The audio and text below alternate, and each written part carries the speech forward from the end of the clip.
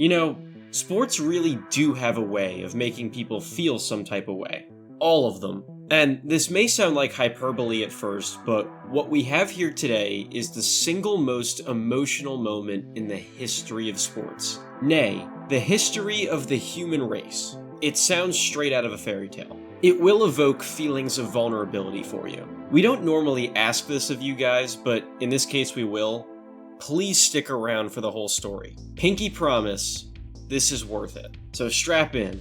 This is a story unlike all others in the sports world. The main character of this story is a man named Derek Redmond. At one point, he may have been the fastest man in the history of England. Like, yes, the fastest British guy ever. In 1985, he had the fastest recorded 400-meter dash time in the country's history. And by 1991 was a gold medal winner in the European Championships and World Championships in the 4x400 relay.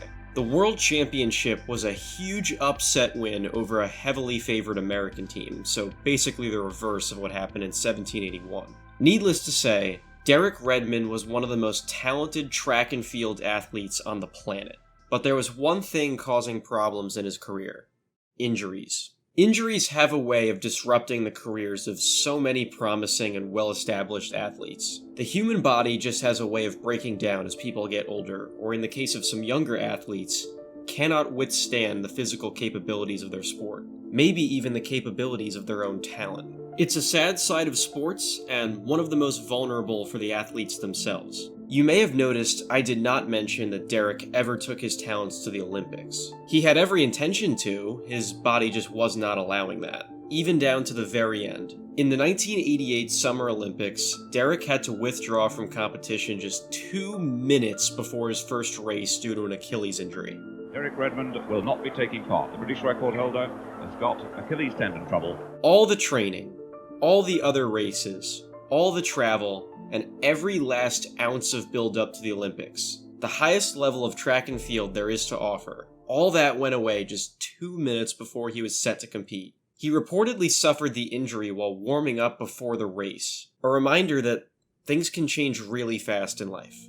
I've had an Achilles tendon problem for about the last 4 or 5 weeks, and we tried everything, and I started to warm up and it was fine, but halfway through my warm-up, the pain just came back, and I couldn't run on it, mentally or physically. This had to just be devastating for Derek and his family. That devastation likely turned to inspiration throughout Derek's rehab process. His Achilles never stayed completely healthy, and he had surgery on it just 4 months before the next Olympic Games began in 1992. In fact, he had 5 surgeries in his career leading up to the 1992 Olympics. And yet, Derek Redmond arrived in Barcelona to compete in the 400-meter races. Not only that, he was dominating. He posted the fastest time of his first race, then won the quarterfinal race. In spite all of his injuries, Derek was one of the premier competitors at the Olympics. Then came the semifinal race. Just 15 seconds in,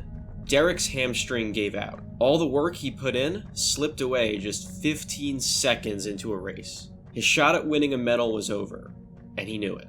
And so the fact I didn't finish it, and I got nothing from it, it stuck with me because I'll never know how fast I could have run, or how absolutely good I could have been, Derek would later say. I've always thought I'd rather the hamstring had gone in the final, because at least then I'd have known the answer to that one. But one thing Derek had every intention of doing was finishing the race. Injuries weren't going to take that away from him. He was going to give it his all, no matter what. Once he saw the medical team running out with a stretcher to prepare to take him off the track, he was going to do the unthinkable, and the heart-wrenching. Hobbling his way through the track, just looking to finish what he started and complete the race. And you could tell this was crushing him. Someone else could tell too. Someone else emerged in the background to support Derek. His father. Derek's dad, Jim, was there in Barcelona to cheer Derek on and support his son. I cannot begin to fathom the emotions he felt seeing his son face the injury demon once again on the biggest stage of his career. I'm not a father. I don't have any children. At this moment, I have no comprehension of the emotions a father would have seeing their son experience this tremendous and painful disappointment.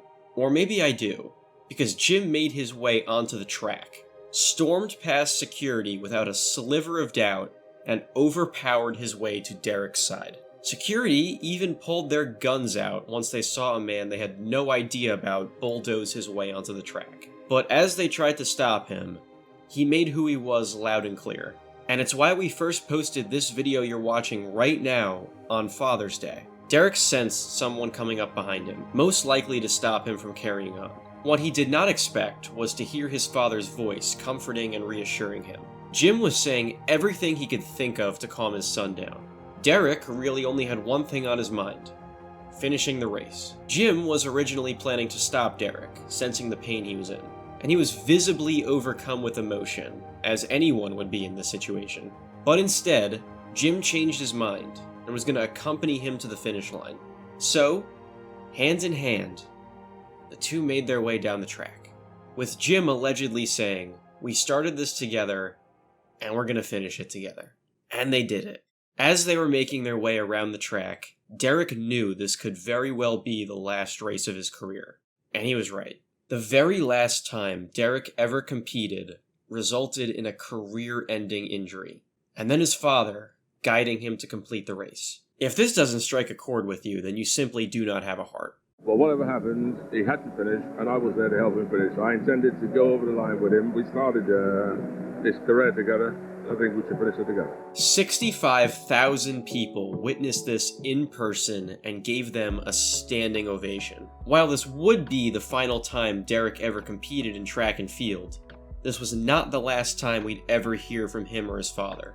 By the age of 30, Derek was told his athletics career was going to be over. He did not take no for an answer, and at the advice of his father, turned to other sports he loved, eventually playing basketball professionally in and nationally for England. An unbelievable career turnaround in spite of a devastating blow to his track career. As you might have honestly imagined was in the cards for his future, Derek became a motivational speaker, among many other massive life achievements outside of track, sharing this story and this moment more often than he can count.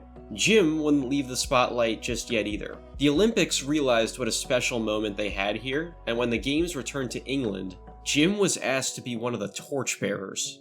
He accepted. 20 years after he and Derek showed us one of the best sides of humanity, he would be celebrated carrying the Olympic flame. The two of them heard about this moment constantly afterwards. Practically everyone who knew about it asked about it, and from the outside looking in, both seemed proud it was a part of their identity. As the Olympic Committee themselves said, strength is measured in pounds, speed is measured in seconds, courage? You can't measure courage. The courage these two men showed was generational. Jim passed away in October of 2022. He was 81 years old. 30 years after he helped his son cross the finish line, the act of love he gave his son was nowhere close to forgotten.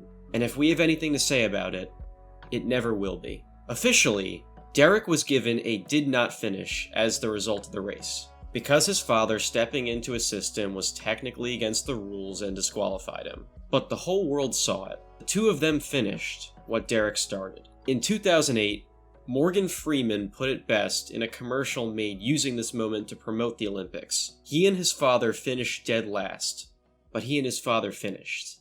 And you can never take that away.